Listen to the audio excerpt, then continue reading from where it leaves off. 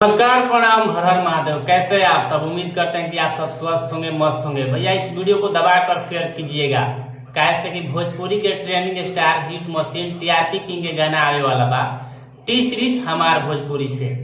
जब T series हमार भोजपुरी से जब से गाना के पोस्टर आयल बा, टीजर भी आ गइल बा, तब से भोजपुरी में जौन बा एकदम खलबली मचल बा कि गाना बा जौन कब देखे के मिले। कैसे कि जौन टीजर में देखावल गइल बा एकदम रियल देखावल गइल बा।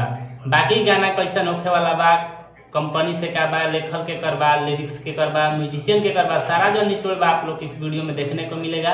उससे पहले आप लोग जितने भी खेसारी भैया के फैंस लोग हैं और भोजपुरी ऑडियंस है, टी सीरीज हमारे भोजपुरी को चाहने वाले हैं, तो आप लोग ज़्यादा से ज़्यादा सब्सक्राइब करें और मेरे चैनल से आप लोग भी जुड़िए। मेरे चैनल को सब्सक्राइब करके घंटी को बस दबाइए, ताकि भोजपुरी का इंटरेस्टिंग और लेटेस्ट अपडेट जो है आप लोग को जानने और सुनने को मिले।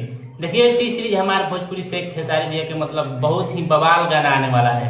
मतलब गाना जब से आने वाला है मतलब लोगों में एकदम बवाल मचे हुए, खलबली मचे हुए, और गाना जो है सुर्खियों में बना हुआ है भोजपुरी में। बाकी गाना जो है टी सीरीज हमारे भोजपुरी से आएगा और इसका टीजर आ गया है टी सीरीज हमारे भोजपुरी पर। कल आया था 5 बजे टीजर, तो आप लोगों ने टीजर सुन चुके होंगे। बाकी टीजर में जिस तरीके से भैया दिखाया गया है, मतलब टीजर इतना बवाल है, इतना बवाल है कि दर्द हो जाला। जिस गाने का नाम है दर्द हो जाला, और गाना जो है मतलब एकदम बवाल मचाएगा।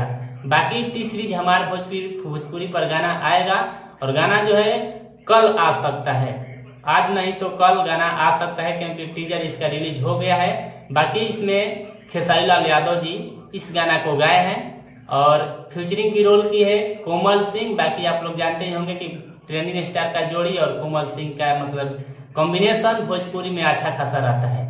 बाकी लिरिक्स की बात करें तो कृष्णा बेदर्दी का लिरिक्स दिया हुआ है और म्यूजिक जो है श्याम सुंदर का म्यूजिक बनाया हुआ है। बाकी आप लोग टीजर नहीं देखे हैं तो आप लोग ज़्यादा से ज़्यादा जाइए टी सीरीज हमारे भोजपुरी पर और उस टीजर को देखिए।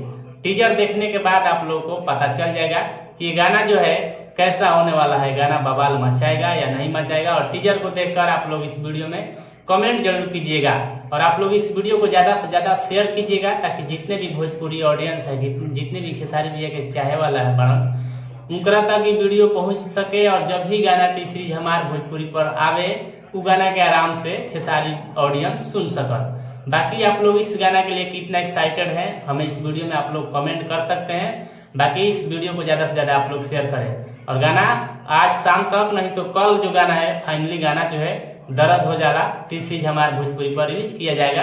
बाकी चलते हैं किसी नए अपडेट के साथ। Thank you, love you all Bhojpuri समाज।